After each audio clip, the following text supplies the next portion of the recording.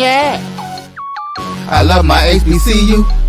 And boy, I love it, love it. I love it, love it. I love my HBCU. And man, I hope my team they won one. Yeah. I hope my team they won one. Yeah. Man. I hope my team they won one. I hope my team they won one. Yeah. I tune into the HBCU Sports Lab to see if my team won or lost. If they lost, I'm quiet as a mouse. But if they won, keep tab. I'ma do the dab, yeah. Dr. Cavil, he know what he be talking about. Mike and Charles, they know what they be talking about. They compress the analytic data with the hip hop. If you know them like I know them, they gon' tell you if your team, if they won or lost, and who the ball. So listen to Professor, yes sir, and pay attention, cause he gon' teach a lesson. This is Dr. Cavil with Inside the HBCU Sports Lab with Mike Washington, Charles Bishop. Welcome to episode 560 of Inside the HBCU Sports Lab radio show and podcast. The show that's covering the sporting HBCU dash for all things HBCU sports for institutions large and small, from the NAIA to the NCAA. We share insights and information on the HBCU sports culture, HBCU athletic aesthetics to facilitate the story of HBCU athletic programs, and simply the business of HBCU sports. Simply, we call it the HBCU Sports Pedagogy. I'm your host, Dr. Kenyatta Cavil, along with my co-host, Mike Washington, Charles Bishop, and A.D. Drew. We're filming from our home studios and sending a signal live to KSOH 1230 M studios with the Texas Radio Hall of Famer, Ralph Cooper, as well as Wilton Jackson II is in the building. Make sure I give him some love because I know Wilton Jackson the first will be upset if I don't acknowledge it. Today's episode of Inside the HBCU Sports Lab is sponsored by THG Agency. THG Agency is a company that provides sporting and educational consulting and data analytics. Wilton, you know why I know that's the truth about the first? Why is that? Because in my household, I am the first. He's speaking facts there because he would be. Exactly. I know how I'm going to act, so I'm pretty sure the first knows who's going to make sure they get the biggest plate at the Thanksgiving table. Absolutely. So you get the big piece of chicken. So you don't eat a lot anyway. So you get the big piece of chicken. Or the big slice of pizza. With that being said, let me start with my full-timer there, and that is Charles Bishop. How you doing, Doc? Good. I'm doing well. Let me go to the sometime because he always on the spot. My big road dog, big brother, and he gonna get mad because I did this, so he might put me back online. This Big Mike. What's up? What's up, Doc? What's I'm up, good. CD, AD, Wilton? How you fellas doing? Doing well, Making sure you ain't bringing man. out Don't board let of Doc corporate shade you, man. I'm taking care of readjustment. business, man. Don't let Doc shade y'all, man.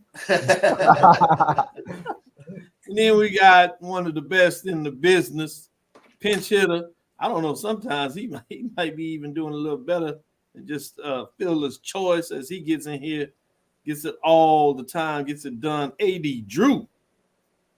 What's going on, some fellas? And at some point in time, if we have time, I got a question for y'all, man. Got a question.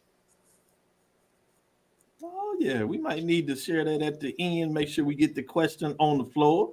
I'm sure it's going to be some business-related talk or just some HBCU sports culture. We'll see what direction AD Drew wants to put on the table for all of us to consider and analyze. With that being said, let me go around. I want to say around the square since we've broken up like this. Let me go with you, Charles. What's some HBCU news of the day that has your attention? No doubt. We're going to start with the SWAC weekly honors. And before I get started, let me send thoughts and prayers to everybody who's in the pathway of Milton right now, because that is a monster storm sitting out there in the Gulf. So definitely get to higher ground, get safe, whatever you have to do to get out of the pathway of that storm. Let's take a look at the SWAC football weekly honors. The SWAC has Tab, Jackson Sage, Jacoby Morgan, True Thompson, and Travis Terrell Jr., and Arkansas Pine Bluff's Giovanni Gibson for SWAC football weekly honors for their outstanding performances during this past week of regular season competition. Let's take a look at Offensive Player of the Week was Jacoby Morgan. He completed 11 of 16 passes for 226 yards during the 45-38 victory over Alabama A&M in the Gulf Coast Challenge. He finished with passes to 7 different receivers and connected on 3 touchdowns. Defensive Player of the Week stayed with Jackson State. True Thompson finished with 4 tackles on the night, highlighted by 3.5 tackles worth of losses in the 45-38 win over Alabama A&M. His tackles for losses accounted for 6 yards on the night, while he recorded a quarterback hurry. Specialist of the week, Jackson State still, Travis Terrell. He recorded 175 all-purpose yards in the 45-38 win over Alabama A&M. He returned a pair of kickoffs for a total of 113 yards, including a huge 96-yard touchdown in the opening quarter. He also returned a pair of punts for 62 yards, including one for 44 during the contest. And the newcomer of the week, UAPB's Giovanni Gibson. He contributed an impressive performance in UAPB's loss to Alcorn. He tallied 6 receptions for 180 yards and 3 touchdowns. It was the 3rd game this season that Gibson has registered over 140 yards receiving. So those are your SWAC weekly honors. Man, what's going on in Jackson there, Charles? They had a heck of a weekend, Doc. That was a good weekend for them. They almost swept everything this weekend. I was gonna say it with your chest, but you already I just happened to throw something on today. So. Is that what it is? I like that. Is that the first thing? Is that really the first thing you pulled out the closet today? I mean, it jumped itself out. I don't know how it happened. Mike, you know good well he got a whole Jackson State closet. Oh yeah, and you know that everything else. There is a Jackson State. You know he was up probably ironing that shirt. Oh, let me go to you, Mike. What's on your mind this week? Well, I might as well follow suit and give the MEAC weekly football players. You all know he steamed and ironed that shirt. South Carolina State quarterback. It does have the Texas creases in there, Big Mike. Exactly. Yeah. Did you put some starch in it? You got to keep some starch in the house. You ain't gonna have no Texas crease unless you have some starch. Right, exactly. Unless he picked it up from the cleaners with a heavy starch on. So anyway, MEAC has their weekly football honors. South Carolina State quarterback Eric Phoenix was named the MEAC Offensive Player of the Week, presented, of course, by Coca-Cola. South Carolina State linebacker Aaron Smith earned Defensive Player of the Week honors, while teammate Nick Brown was Rookie of the Week. So it's almost a reverse of what you saw in the SWAC, where pretty much the weekly honors belong to South Carolina State. So Phoenix, of course, quarterback, completed 17 of 31 passes for 412 yards, included 3 touchdowns in a 22-20 win over Tennessee Tech. So, wow. He connected with 2 receivers for 120 yards each with a long of 70 yards. So, and of course, Smith, linebacker Aaron Smith, registered 10 tackles with 5 solo stops and 1 interception in the Bulldogs win over Tennessee Tech. And then Brown, Nick Brown, Defensive Player of the Week, recorded 2 catches for 89 yards, including a 67-yard touchdown against Tennessee Tech. Then we had South Carolina State's Nick Taste, or Testi, depending on how you pronounce it. Don't want to mispronounce it. Recorded an 88% grade on his blocking assignments and 5, here's my favorite word, one of my favorite, 5 pancake blocks en route to leading Bulldogs to 465 yards of total offense against Tennessee Tech. This was not no short win. Tennessee Tech is either number 1 or number 2 in the OVC. So great win by South Carolina State. Lots of players of the week. Hats off to the Bulldogs that earned MEAC weekly honors. Man, I like that in the MEAC they do those offensive lineman awards, I should say, particularly when Mike gets a chance to talk about some pants. What is it called when you waffle somebody? I don't know. Anyway, Wilton Jackson II, what's on your mind? So I'm going to give you a few updates from around the SWAC and some more from the MEAC. FAMU and Jackson State game got selected to be played on ESPNU. The upcoming Southwestern Athletic Conference matchup between Jackson State and FAMU was picked for national television. The game is scheduled for Saturday, October 19th at Mississippi Veterans Memorial Stadium at 2:30 p.m. and will feature 2 top teams in the SWAC East Division standings heading into a bye week for both teams. Also, North Carolina Central was named National Team of the Week and ranked in 2 polls from MEACsports.com. North Carolina Central was named the HBCU Plus National Team of the Week on Monday, 2 days after the Eagles notched their 3rd straight win. North Carolina Central is now ranked in both prominent FCS polls. They upended Campbell 45-14 behind 3 touchdown passes from Walker Harris and a 68-yard punt return touchdown from Darrell Taylor. It was a complete effort for North Carolina Central, which held the Camels to 281 yards of total offense. This is North Carolina Central's first national ranking since ending last season number 18 in the AFCA poll and number 20 in the Stats Perform rankings. Good stuff. Good stuff. Stats Perform rankings. People moving up in the world. We got 2 HBCUs with top 25 rankings. Last year, I was excited from the standpoint, not just with the matchup, but we had 2 teams that were in top 10 in the FCS, most ranked polls. That was FAMU and North Carolina Central. Yep. Guess what? Both of them are ranked top 25. Are they on the collision course? Will they be able to make it through the finish line? Obviously, we saw what happened to North Carolina Central last year. Yep. Howard got in the way. FAMU was on that collision course, and they made it last year. But there's a matchup in a couple of weeks in Jackson, Mississippi against Jackson State. It features 2 top 7 teams in my ranking, according to the poll this weekend. Both of them also, you can imagine it's going to change next weekend. All of them might go up a little bit. FAMU is ranked in the top 25. Should be fascinating. It's been moved to ESPNU. So I'm intrigued about what that looks like since you jumped in here and talked a little bit about the top 25. Get ready to send me some love there, Jackson. I like what you're doing. AD Drew, what's on your mind? I was kind of torn over which one of these 2 stories that I wanted to go with. So I'll just do a quick congratulations to Edward Waters and the city of Jacksonville for their accomplishment. I'm pretty sure you guys will get into it on Thursday's show. But I've got to get into this. I've got to get into the business side of sports because this is something that may have gone up under the radar for a lot of people.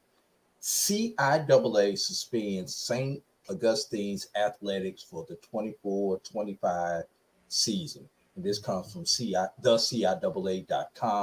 As we know, St. Augustine's did not play football this year due to all of the issues. We'll just say there were issues that are going on at St. Augustine this year.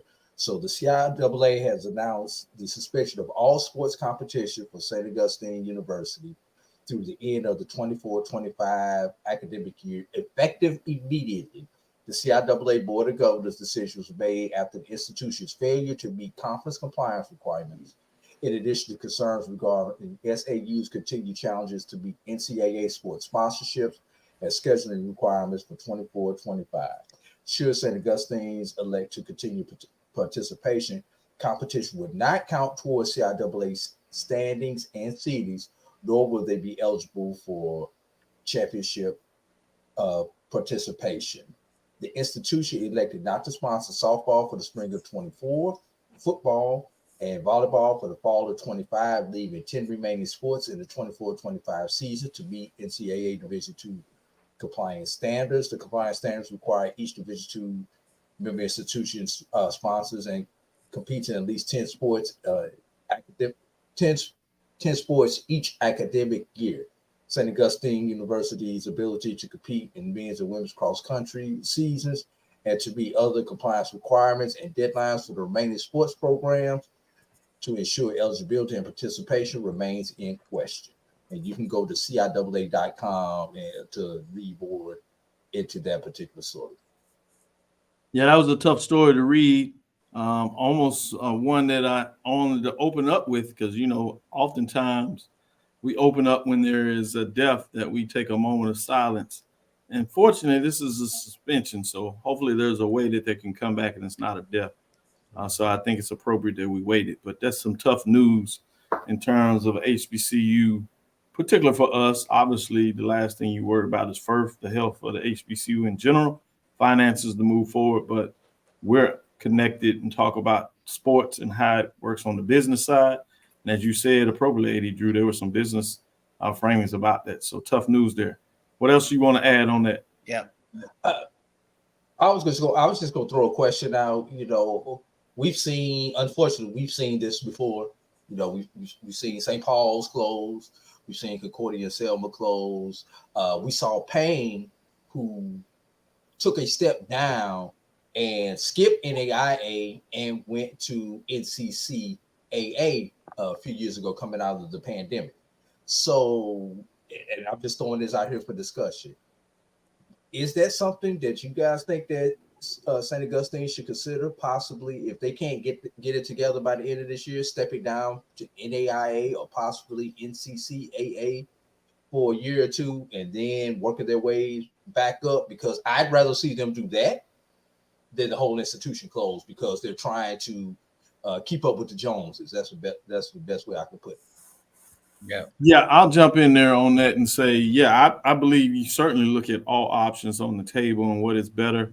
One thing that I'm always careful about us making the connection that because you spend money on athletics, whatever level, you know, a lot of people associated Morris Brown's final finance issues in terms of them making the move to Division I. If you really look at it structurally, there are a lot of other things going on. And in some ways, athletics is the straw that you try to do to bring additional revenue in there.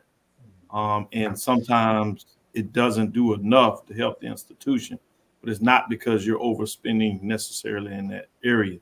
If you look at those budgets, a lot of times, you know, athletics, while we see it as significant to an institution, and a lot of that is because of the brand identity and what it can do. But if you look at a budget, oftentimes the athletic budget is 10% at best of the institution's budget.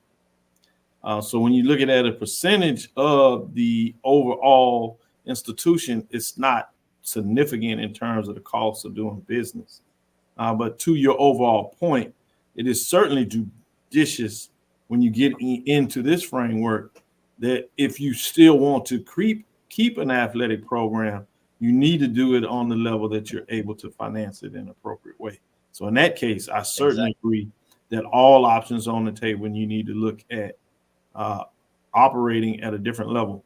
There are some additional costs if you're operating at the Division I that are mandated to operate at that level. Sometimes it's the cost with the ancillary things, particularly, as you know, sports information director, those departments, there are money that needs to be put into them to operate to make sure you can do the statistics that may not be as necessary at various levels, where you can afford to do it in a different manner with help that allows you to move forward. So with that, let's take our first break, come back on the other side, and it's time to unveil the top 7 mid-major poll rankings. Some changes this week. We'll see what that looks like, how much those changes come to the table, and we'll see what these 4 gentlemen think about the mid-major poll rankings in week number 5.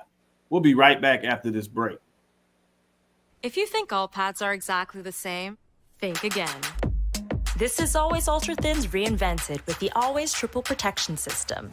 This pad wicks gushes 90% faster, absorbs even more so you can feel dry, and locks odors in. Rethink your pad for up to 100% leak-free and odor-free comfort with the totally reinvented Always Ultra Thins. This is always like never before. The Cavil Group is a Florida-based marketing and training consulting firm. We help businesses communicate to their target audience and engage them in conversation. We also help to expand their audiences, which will ultimately result in growth for those organizations.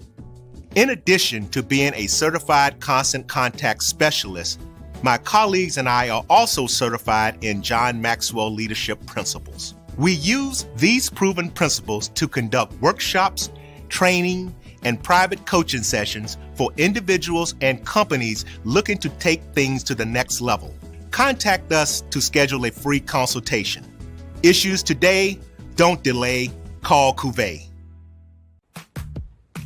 Nope. Come on, him? Ooh, I like him.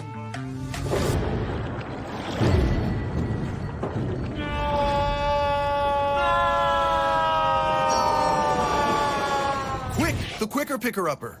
Bounty picks up messes quicker, and each sheet is 2 times more absorbent, so you can use less. He's an 8. He's a 9. Bounty, the quicker picker-upper.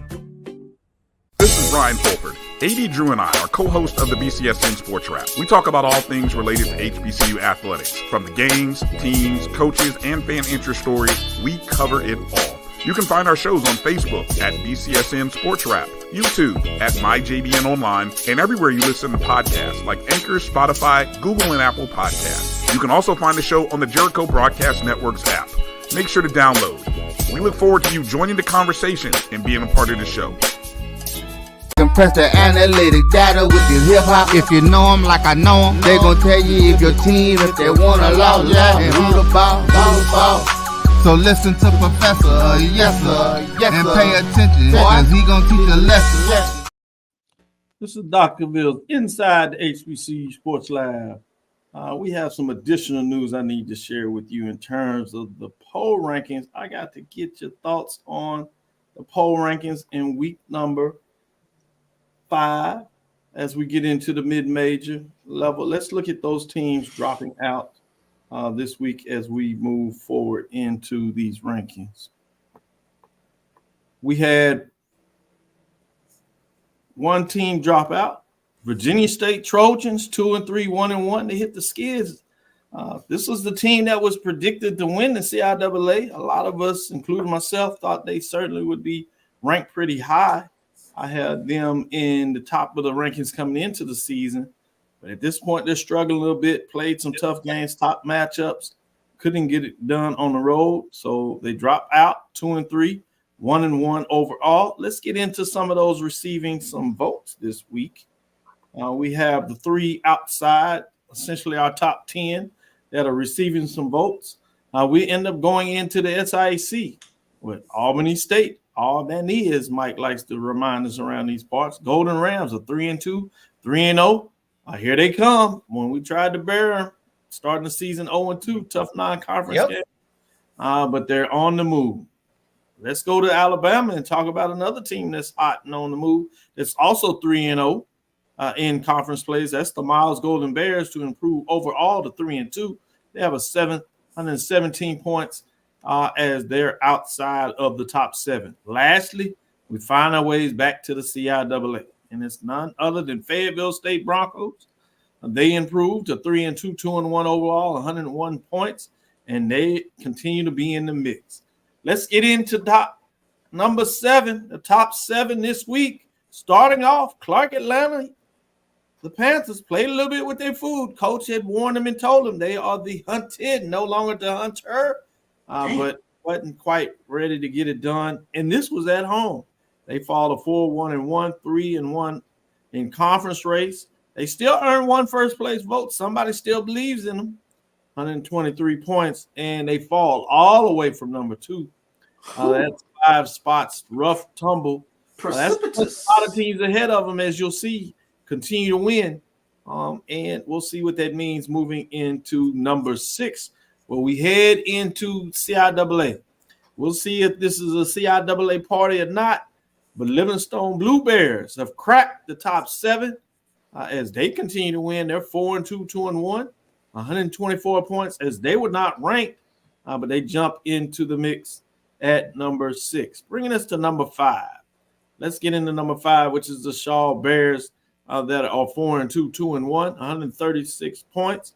They were previously ranked as number 6 as they are getting into the mix. Let's get into number 4. Winston-Salem State Rams 4-2, 2-1 as they are rolling 140 points.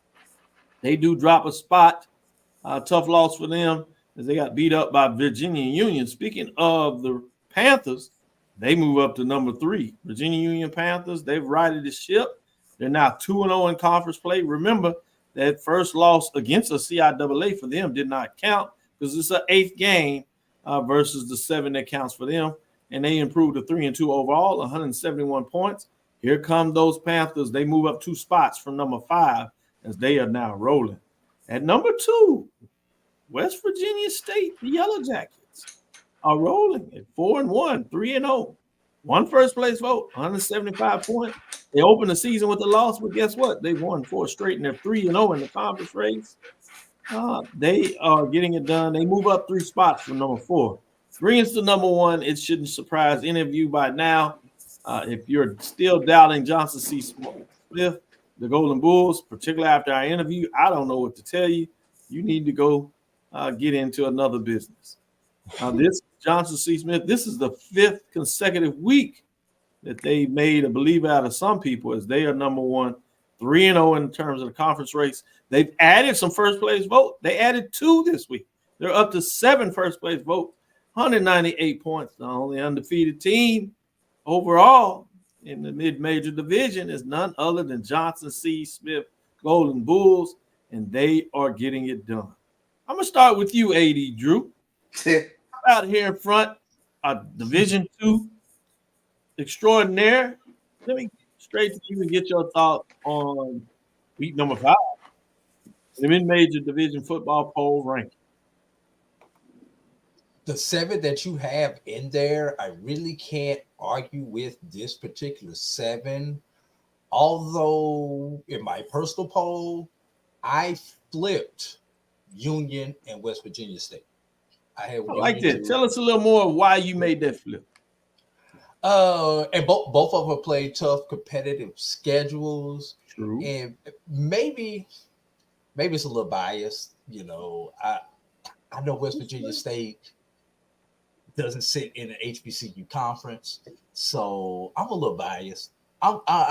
If all other things are equal, I'm gonna bump that team who's in the HBCU conference up a little bit. I'm just being totally honest with you.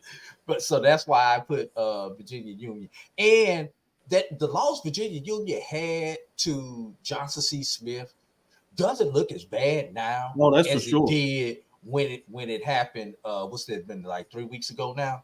Mm-hmm. Now the loss Virginia State, who's receiving votes, took to Winston-Salem, still to be evaluated because Winston-Salem has now lost another game, lost the conference matchup. So those are the type of things that you have to look at. Obviously, hold up, Tuskegee lost to Johnson C. Smith. That loss for Tuskegee looked terrible. Right. Looking back at that loss 6 weeks ago to now, right, that's a good loss for Tuskegee. Now, the loss of Savannah State, some people were still questioning that loss until they went out and beat Clark Atlanta. So now that loss is not looking as good, but now people are questioning the Clark Atlanta loss. Like, how you lose to Savannah State? So these are the type of questions that, as you're punching your buttons or typing your text or whatever you need to do, these type of questions that you have to ask these people. And for the SIAC, and I'm gonna end it on this, everything's gonna play out these next couple of weeks. Yeah. What I am afraid of in the SIAC, if these teams beat up on each other, as strong as these CIAA teams are, the SIAC will be left out of the Super Region 2 part. That's a real possibility. It's a real distinct possibility because Fort Valley still has to play Albany State. Albany State has Miles, and Miles has Clark and Albany State. So that's always a game. Tuskegee. So if you see these teams clash and knocking each other off, remember you have to finish in the top 9 in order to get that automatic as the conference champion. And to your point, where they started in the non-conference play have them fighting an uphill battle. So you start turning in the conference play, it can get really tough. I do want to add, I think, I love your honesty in terms of the bias, but I think you can actually make an argument Virginia Union over West Virginia State, particularly when you go back and said that one of those losses is to the number 1 ranked team. We didn't quite see it at this time, but I think there's a valid point there that you make in terms of particular how West Virginia took down, a top 17. And they pushed the FCS. Yeah, and they pushed That's the a team FCS team that is playing some pretty good football with a tough loss that some people believe they should have got. Good point. Let me go to you, yes, Wilton. What are your thoughts in terms of the top 7 and which direction are you going? I like Johnson C. Smith, definitely a believer of them being number 1. I had a difference at number 2. I definitely have Virginia Union at number 2 over West Virginia State. I actually, believe it or not, I'm kind of going to take AD Drew's spot in terms of saying, a little bias. I actually don't even have them in the top 7. I have them at number 8. On the West outside Virginia looking State? in. Yeah, Lord. that's just my thoughts. Now, I could be totally wrong. And then for 3, I had, this is me, 3, I had Miles, 4, Clark Atlanta, 5, Winston-Salem, 6, I had Shaw, and then 7 and 8, I had Virginia State and West Virginia State. You respecting the SIAC. Where's Fort Valley in that conversation? Fort Valley is number 10. Fort Valley? Fort Valley is number 10. Where's Fort Valley? I'm just saying, he said West Virginia number 8, man. You talking about bias? He just like, I ain't showing you no love. Get the bias. That's just how I see it. No, it's your poll. You'll never get us over here to talk about it. You can't give your thoughts on the poll ranking. We just gonna question and try to figure out how you doing your thing. But no, it's your poll, that's for sure. We want to make sure that everybody know, and all those folks that were gonna get to your message board, we want them to know that that's your thoughts for sure. Hey, Will, I need you to click on the link on my article and actually use some of those CIAA links that I put on that Where to Watch, and maybe you'll change your opinion next week. Oh, I might change it. I might change it. Good stuff. A good tease as well, AD Drew. Mike, what are your thoughts?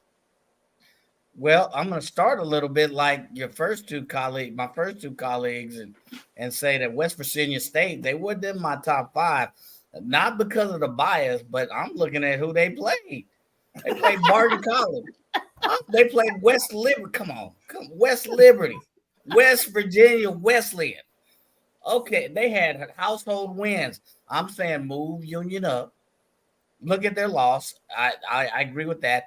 And my other question is, where's Fort Valley? Have you seen Fort Valley lately? Yes, they had an earlier season loss, I believe, to Clark Atlanta. It was a 3-point loss, right? But they also, they also beat Savannah State, who beat who? Did Savannah State? Didn't they beat Clark Atlanta? Yeah. I'm just saying, you look at opponents and who's played who, I got a different mix up there. I'm saying Fort Valley needs to be up in the mix. Please consider. Now, they do still have to play Albany.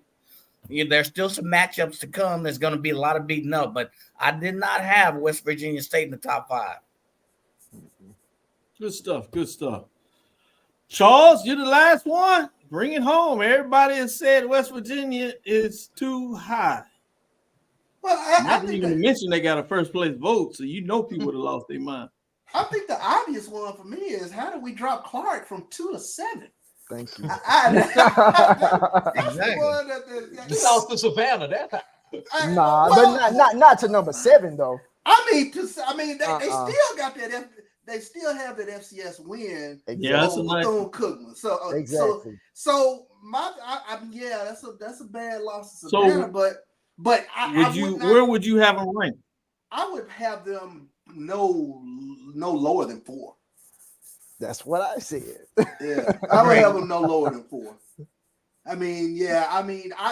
But the question becomes: is that what we think about the SIAC? That the CIAA is so strong that a 1-loss Clark with a win over Bethune-Cookman can go from 2 to 7. So that's. I have to have Clark slotted in there somewhere much higher than 7. Ratchy. I think y'all make some good points there. I'm not sure if I'm with you, but I think there's some points. This is a week-to-week poll, and you give your opinions week to week.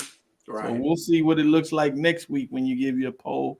Your rankings and your votes, and some of y'all are showing out with a little bit of Votes in your thoughts. I like you. I might bring you back. I knew it was coming. The CIAA swept the SIC. True. I know. Bad. Yeah. Yeah, you're right. Yeah. Which is one of the reasons why I think it hurt Clark Atlanta when they had the loss. When you compare, and it gives a little bump to the SIC. Dang, the Swag had more losses to the SIC. That's pretty clever. The other thing that it's taking so long for the SIC teams to jump in. So I think there was some close numbers in terms of Albany jumping in. But when you look at the head-to-head of conferences, it gave a little more bump from Livingstone in terms of the Blue Bears jumping in there. So I was intrigued to see if anybody would have thought about that. Now, as things keep rolling, can Golden Rams keep winning? I think that puts them in a position. And as many people have talked about, the churning in the CIAA is going to get to a point is how long can they maintain staying in the 7? But the thing that changed about that, it was like you have like the Blue Bears. They come out of nowhere. Well, you knocked down Virginia State, but then you got Blue Bears, Livingstone winning, and they find a way to jump in before Albany State. So it's fascinating when you look week to week at these polls and what's taking place. And it makes it interesting when you look at some of these key matchups, particularly with all the CIAA, SIEC matchups in the early season. I think it makes a great fun. Dr. Cavil, we are at the halfway point of the season. And Already. everybody in the CIAA South is above 500. Oh, I'm glad you pointed that out. When have we ever said that? I'm glad you pointed it out. And you said that on Sunday, and I went to borrow it again. So I'm glad that you brought it on to the table. Because I'm not sure, to be frank with you, if we've ever said that before, this deep into the season, that the entire, what was formerly known as the CIAA South. And, you know, we got our resident excellent CIAA Rams, WSSU Ram fam on it, and he would correct us, but I would believe, since I've been covering this for a while, I'm not sure that has happened. Certainly not in the recent future. With that being said, let's take another break, get on the other side. Let's talk about some key matches. See what you're talking about. Addition by subtraction. Say it all. That's mean. That's Ow. Yikes. We'll be right back after this break.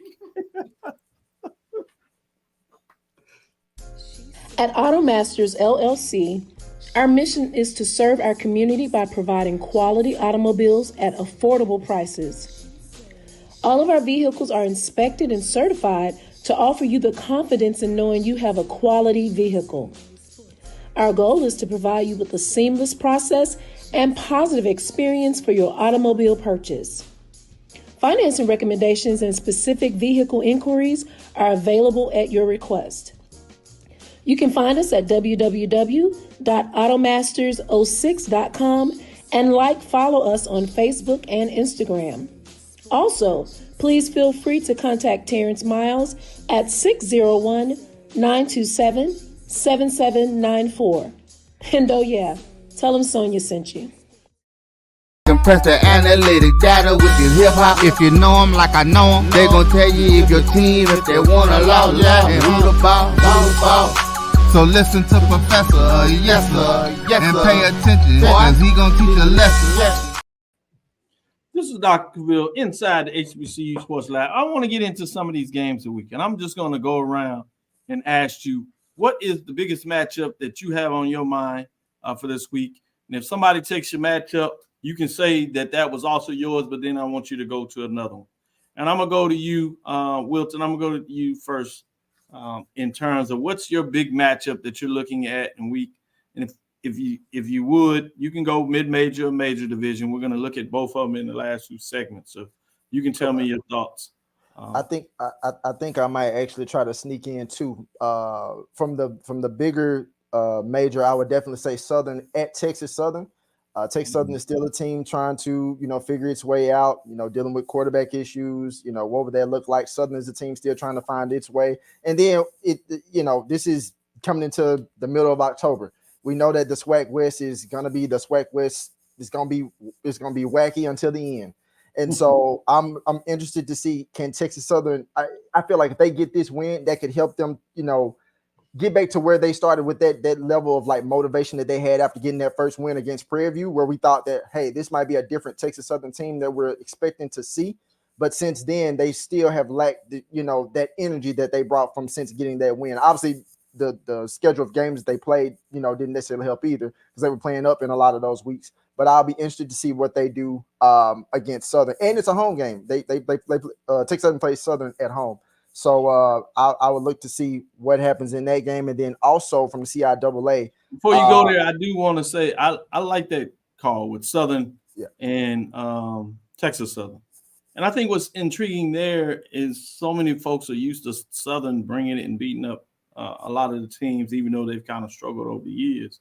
Yeah, is you don't realize how Texas Southern has had those numbers, had 1, 2, 3 straight. Yeah. Obviously, those games were in the greater Metroplex. They lost a close one last year, even though Texas Southern's struggling. They've been able to play Southern, and this is a Southern team that there's some question in chemistry and what they're doing. So I agree with you. This is very intriguing. I think the question for Texas Southern, when is the quarterback going to come back? Yep. Words that he's supposed to be back this week. But we've heard that before, at least from the coaching staff. So I think some people are kind of looking like, fool me once, fool me twice. Let me see him when he's on the field, and then we'll go from there. So what is your other game? And so the other game that I have is from the CIAA, and it's Shaw at Winston-Salem State. I was one of the people that said, I believe that Winston-Salem State is for real. Again, here's another test where they're going to get, checked to see how they perform against Shaw. And not only that, but it's something else I want to point out too, that I didn't get a chance to point out in that last segment. You talk about 3 teams in Shaw, Winston-Salem State, and Fayetteville State. Their schedules ending the season are crazy. Like Shaw has Winston-Salem State, at Johnson C. Smith, at Fayetteville State, and Livingstone. And then Winston-Salem State has Shaw, Livingstone, JCSU, and then Fayetteville State. And then Fayetteville State has Livingstone, Shaw, JCSU, and Winston-Salem State. So I got that Shaw and Winston-Salem State game circled real big. I can see why you would have that circling. A bit of a rivalry going back. We'll see what's going on there. Let me go to you, Mike. What are your thoughts in terms of your key matchup this week? What has your interest, and why are you looking at it at that level this week? Well, I'm going to follow the rules, Dr. Cavil. He took mine for the SWAC. I'm going to follow the rule, but I'm going to also go Alcorn State Grambling. Why am I choosing that? Because Alcorn State is on top of the West. We know the West is crazy. We don't know who's coming out the West. Grambling showed glimpses of greatness, then they showed glimpses of complete, utter failure. We want to know which team is going to come out, which Grambling team is going to really come to play, or which Alcorn State team is going to come to play, which team can play a complete game. Both teams are very cyclic. How is Crowley, quarterback, how is he going to play? How is Bond for Alcorn? How is he going to play? Are they going to play consistently? We've said that, Alcorn was going to come out the West. We're not so certain. We said Grambling started out the gates pretty fast. We said they were good. They were tops of the SWAC in offense and even defense. Then they stuttered. They went to Prairie View and they tripped on the butt lip, on the top lip, and 5-0 overtime. So I think that's an interesting game. We'll see which team, I guess, is somewhat for real. Good stuff. And then I guess as far as the other one, I guess I gotta go with Albany State and Miles. I guess that's a nice that one to me. That's 1 and 2, and here's the interesting thing. Put some meat on the bone. Leave some meat on the bone. Put somebody else, man. Okay, I'm sorry. I am not. I am definitely not the D2. I am not that guru. Let it be known. AD is the guru, but to me, that is a matchup of matchups. You're looking at number 2 offense and number 3 offense against 2 and 3 defense in the SWAC, but they're playing in Alabama, I believe. So to me, that one stands out as an interesting game. I'll leave the rest for you, AD. You are the expert. All hail AD. He said he left it for you, so I'm gonna go to you. Go ahead and tell him. Since he didn't took the meat off the bone, he ain't sure. I think he took some of the gristle too. You know, I like that gristle. Now, what could be worse is he could have went to Charles, then came to me, and there wouldn't be nothing left on the table.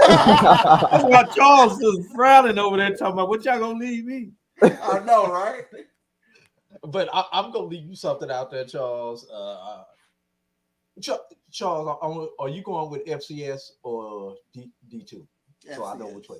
Okay, you're going with FCS. So I can take two. Hey, this ain't no tag team. What you gonna do? What you gonna do? What you gonna wear? What am I wearing? He said go. The man said go. Choose yours. Okay. CIAA. Shaw Winston-Salem. We're gonna start getting some clarity in this CIAA. Right. This, for all intents and purposes, this is an elimination game right here. In the CIAA. You know, both teams are looking up. But loser of this game, considering everybody in front of them, is, you know, they're gonna have a tough road. Not gonna say it's impossible, but yeah, it's gonna be a tough road. Since you took the obvious matchup with Miles and Albany State, I am going to take another matchup, Tuskegee Lane. Quietly, Tuskegee only has one conference loss, despite the fact they have 3 losses. So all Tuskegee needs to do is sit there and play possum, and because Tuskegee can actually control their own destiny. They have Clark Atlanta on their schedule. They have Miles on their schedule. Who are 2 of the teams in front of them? Clark Atlanta and Miles. Mm-hmm. So, you know, quietly they can play possum and sneak their way into the championship game. Good stuff. Good stuff. I really like all the breakdowns thus far. We're going to go to Charles. In terms of what you said, AD Drew, with that matchup, Winston-Salem State and Shaw, I like the fact that the loser really puts themselves in a difficult position to try to mark the territory to move up, because you're getting to that point where if Johnson C. Smith continues to win a game or two, they're going to put in a pretty good place to lock up that 1 or 2 spot. Particularly when you add up some of these head-to-head matchups. So it's going to be interesting going on the stretch to see can Golden Bulls continue to kind of push that magic and the great ball that they're playing, as well as Virginia Union. Are they going to get a foothold and try to lock in that second spot or find a way to get in the number 1 spot, as many people thought they would be at the early year? It really changes things when you move away from those divisions. In terms of you can't have the cheat code and just find a way to get it done in the division and maybe have a great game in the championship game, which we hadn't saw in any of these conferences in a while other than the SIAC. With that being said, Charles, what direction are you going? I'm going to go with the Friday night game, Prairie View and UAPB. I mean, if Prairie View loses, it's basketball season. So their back is up against the wall every SWAC West game from here on out. So, you know, that to me takes on a certain level of significance. Every time they go out, they already have 2 losses in the SWAC West. I think we already talked about Southern and Texas Southern. Will the quarterbacks come back? Will the healthy quarterbacks come back? Whether you're talking about KJ Cooper with Texas Southern or T-Set with Southern. I think that's going to be a huge question sitting out there because they have been probably the most effective quarterbacks for the respective teams. And, you know, and that game, I think, just goes a long way towards fan bases being like, okay, we got something here. And I think that's going to be important coming out of this weekend. Obviously, Alcorn and Grambling, I think, is going to be the marquee game. But the other one that, you know, and I'm surprised, AD, when I took a look at it, I was like, wait a second, this one has some ranking implications here, and that's Fayetteville State and Livingstone. Mm-hmm. Livingstone sitting out there at 4-2, and then Fayetteville State sitting right there in that top 10, trying to bump themselves up in Dr. Cavill's top 7. So those are the 3 that are moving the needle for me this weekend. I left some food on the table for you. You left some on the table. He wasn't like Mike eating gristle. We'll be right back after this last break and come back on the other side and discuss a little more. I want to get your thoughts in terms of where do you think the races are midway through it? Who are you leaning towards and why? And we'll look at it from that angle right after this last break. Hey, grab me one too.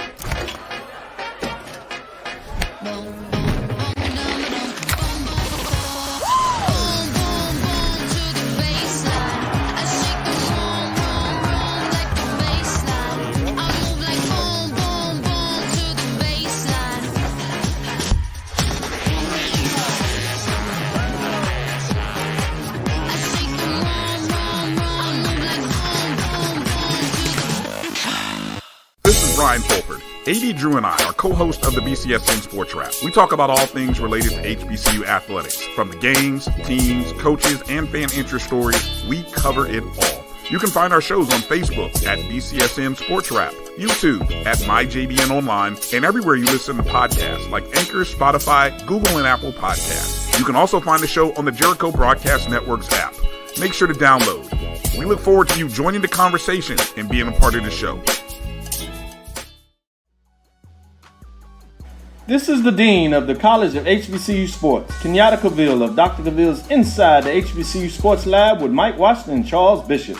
Come mix it up in the lab where the course lecture is in session every Tuesday from 6 o'clock p.m. Central Standard Time on Facebook Live, YouTube Spreaker, or the BCSN app. As we discuss all things about the HBCU sports culture, including exploring the week that was in the sporting HBCU diaspora, as well as the upcoming week of HBCU sports. With me, the Dean, the College of HBCU Sports, on Dr. Cavil's Inside the HBCU Sports Lab with Mike Washington and Charles Bishop. Course lecture dismissed. Choice Hotels is a family of brands that helps you get the most for your money so you can be any traveler you want to be. You could be a free hot breakfast hero at a comfort hotel. Yes! That's how you waffle. Mister, this script got a plot twist at a Radisson hotel.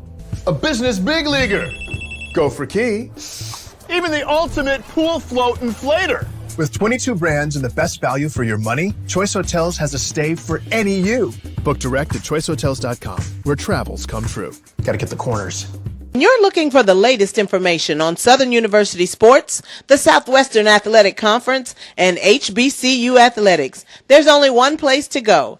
Tune in to the Carlos Brown Show, exclusively on the Black College Sports Network. Compress the analytic data with your hip hop. If you know them like I know them, they gon' tell you if your team, if they wanna lose, and who the ball. So listen to Professor, yes sir, and pay attention, cause he gon' teach a lesson. This is Dr. Cavil with Inside the HBCU Sports Lab with Mike Washington and Charles Bishop, as well as AD Drew and Wilton Jackson II. We're gonna do our last segment, and I want to kind of do some midterm grade assessment. We'll do it two ways. I want to get one of your best teams or surprise teams, and one of your teams that has surprised you in a positive way, I should say. And then one of your teams that has disappointed you, surprised you in the wrong way, based on this part of the season. Obviously, in the MEAC, that's going to be about some non-conference play. Can't really do much in terms of that because only one conference game is being played. So a lot of folks could really flip their season if they can find a way to get hot in terms of what they do in conference play and change your midterm grades and kind of ace your final exam and find a way to flip your grades in that manner. But with that being said, it's midterm. Let's get out some midterm grades and see what your thoughts. Starting with you, Charles. Let's look at the mid-major division first. Obviously, a lot of us may be in the same place with a team that has surprised you. When you look at your top 7 rankings, there's a couple of them out there that you can look at. With that being said, what is your biggest surprise of the season? Who gets your A+ this year? Oh, obviously Johnson C. Smith. I did not have them undefeated at this point in the season. 6-0. Tremendous what they've been able to accomplish thus far. Probably, well, I'll go B+ would be Clark. That was an inexplicable loss this past week, but was it? I mean, were we expecting that much from Clark? So Clark might be an A-. Yeah, I was like, you tough. You give him Right. like, you talk about me dropping the 7. You gave him B plus. What Yeah. happened to the A minus, man? They're probably Play A the minus. season. Mhm. With that being said, we'll come back and ask your biggest disappointment, but let's stay with those that are on top as we go around. Let me go to you, Mike, in terms of your thought. Who was your biggest disappointment in terms of the mid-major division? Biggest disappointment? No, I'm I guess sorry. Who did the best? I'm saving the disappointment for later.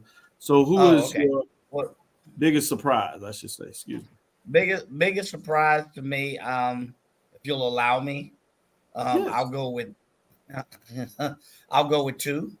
I'm going to say Johnson C. Smith for the same reason Charles said. Nobody thought they would be, up here, but here they are. Look at that, undefeated. And then the other one, only because I have a close affinity, and that's my father-in-law, and I spend the half is Fort Valley. I mean, they started off 1-2, 1-2, 1-3, and here they are now 3-1, battling right even with Clark Atlanta, and Miles is 3-0, but you got Clark Atlanta and Fort Valley sitting at 3-1. I don't know if anyone thought it going into the season Fort Valley would be at least in that conversation. So kind of a part B, a part of that approval for me. I see where you're going. With that being said, let me go to you, Wilton Jackson, second. What is your biggest surprise at the mid-major level? I think the obvious are obviously Johnson C. Smith and Clark, but another one that I would like to mention for me would be Winston-Salem State. After those first couple of weeks, I said to myself, well, I mean, it's Winston-Salem State. Will they be able to keep this momentum? And then they got the big win, not this week, but the previous week. And so I said to myself, I think I didn't expect them to be sitting at 4-2 and 2-1 right now, going into the middle of October. Fair. Good stuff. AD Drew? I want to make it simple. The whole CIAA South. It's that simple. No, really, you're right. No. I mean, Johnson C. Nobody expected them to be undefeated. I expected them to be good, above 500. Undefeated? No. Winston-Salem State, a proud program who's done some things, but we haven't heard from them in almost 10 years. They're back in the football business. I don't even know if people do Livingstone even existed and playing football until this year.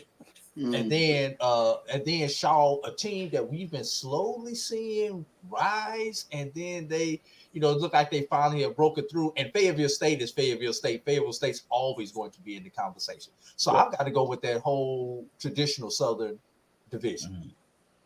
Let me ask you all that because I love the way you do that. So, AD Drew, are you giving all those programs A minus, A plus, somewhere in their range? They all get A's? Everybody would get an A except Fayetteville State because Fayetteville State has been the standard in their South. So I would have to drop them down to a B just based on their past performance over the last 5 or 6 years. But everybody else would get an A because no one they came out of nowhere. Before we go to who's has frustrated you the most, we'll put it that way. Look at the end of Johnson C. Smith's schedule. Ponder this as we get in the next part. Shaw University, Winston-Salem State, Fayetteville State, and Livingston College. If they make that way out of that with even just one loss, or they certainly if they go undefeated. You're talking about all those teams currently with winning records. That would be a major statement. Very impressive. Yeah. Impressive way to close out the season. They got Shaw in Charlotte at home. They got Fayetteville State at home. They have to go on the road to Winston-Salem State and Salisbury. So it's split half and half in terms of what that looks like. So it'll be interesting to kind of see how much they can push the envelope to close out the season in the right way. As we go around, I want to get your thoughts on this in regards to your grades. Sticking with the mid-major, AD Drew, who is your biggest disappointment this way?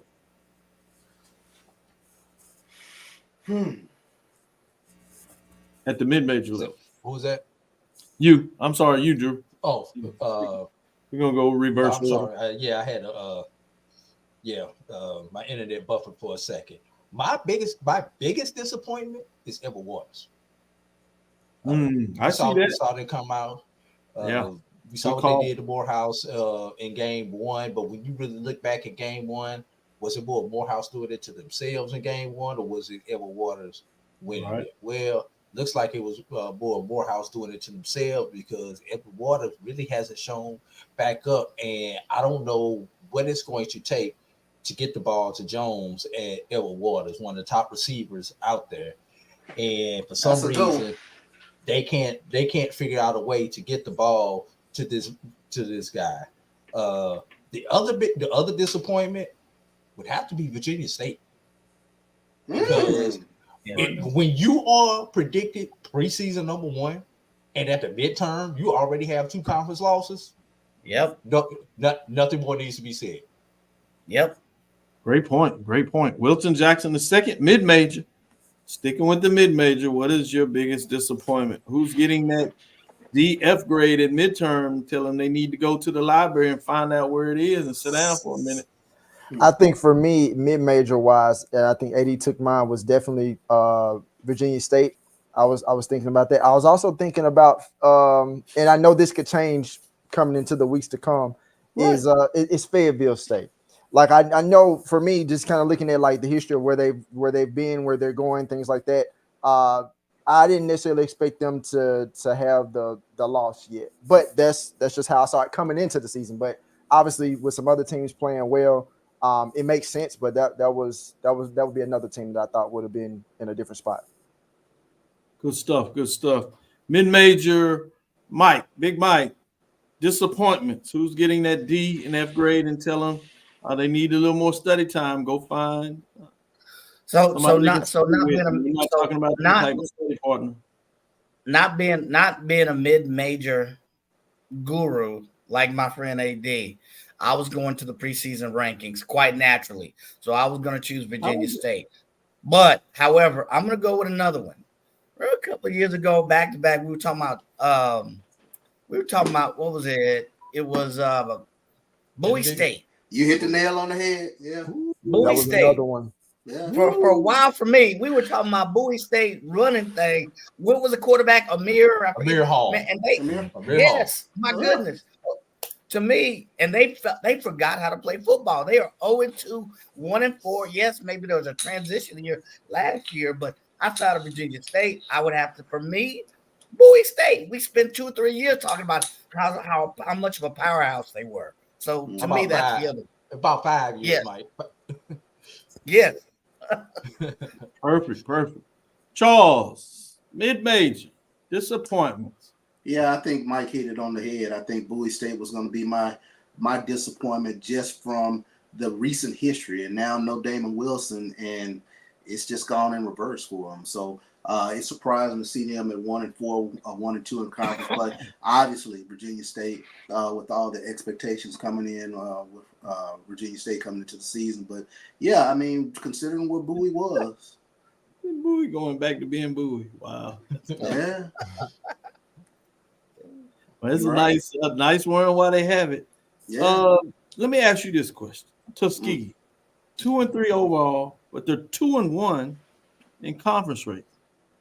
Can you call that a disappointment? Is that the C because they C plus, B minus? Because they are 2-1 in conference play, which means they are squarely in the race. But the early non-conference play at 2-3. Give me your thoughts. Let's kind of go around. I'm gonna save you for a long. Right, I'm gonna save you for last, because you'll give everybody the cheat code. Charles, sticking with you. What do you, Tuskegee?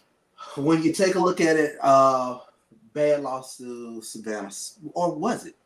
I was gonna say bad loss to Savannah State, but Savannah State did knock off Clark, so I don't know. Right.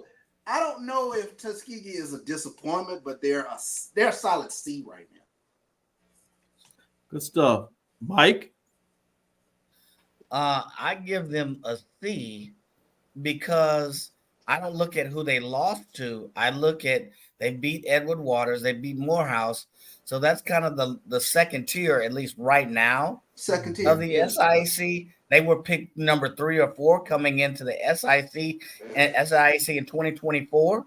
So until they see some other, I don't see them anything above a C considering their current win-loss and where they were expected to be coming into the season. And they should be favorites in most games. We got Clark and Miles. Until November. Yeah, until November. Until November they got the gauntlet. Yeah. Brandon King is not nice. He said Bowie State is Benedict. Those coaches leave and they fall on their face. Benedict has won a couple of games now. They bounced back to a couple of early losses. They got one that was kind of helped them out against Edward Waters, but that's another conversation. I think AD Drew litigated that. As well, really was Brian on the AD Brian show, I should say. With that being said, Wilton, where are you going in terms of Tuskegee? Tuskegee one of those losses is to a FCS program, Grambling. Right. They're 2-1 in conference play. Are they a disappointment? I wouldn't say it's a disappointment. I say that they would be somewhere in the middle. I mean, just where they sit right now. I mean, because you look at that Johnson C. Smith loss, they lost 21-13, and so I didn't expect them to be, well, initially there was a possibility they could have beat Grambling considering what Grambling was in previous years. But and you look at the wins, it's like Edward Waters and Morehouse, not two teams that's just like gonna jump out at you right now. But they could be one of those teams. I don't know if it's gonna be this way, but every season there's always a team that's somewhere in the middle that finds a way to kind of sneak into the end. Not necessarily saying they win a championship, but they make things interesting at the end. And so if they could take advantage of a game against Lane on Saturday, get a win against Kentucky State, potentially get a win against Central State. Again, November is terrible for them. You got to go to Clark Atlanta, you got to face Miles, and then you end the season with Alabama State. So it's just, I wouldn't say disappointment, but I just think that they're just somewhere in the middle for me. It's the Golden Tigers. You can't see your way to a championship. I know it had C at the beginning of it, but AD Drew. and the way you said that is so true.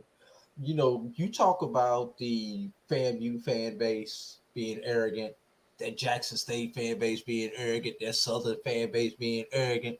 And I'm here to tell you, that Tuskegee fan base is just as arrogant as those fan bases that you are.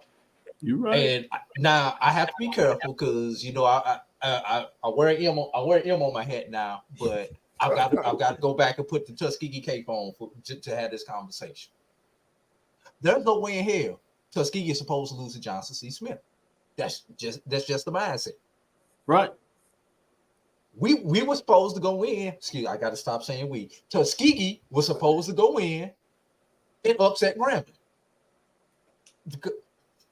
You got to remember, there are people who still remember when we beat 3 SWAC East teams in the same year.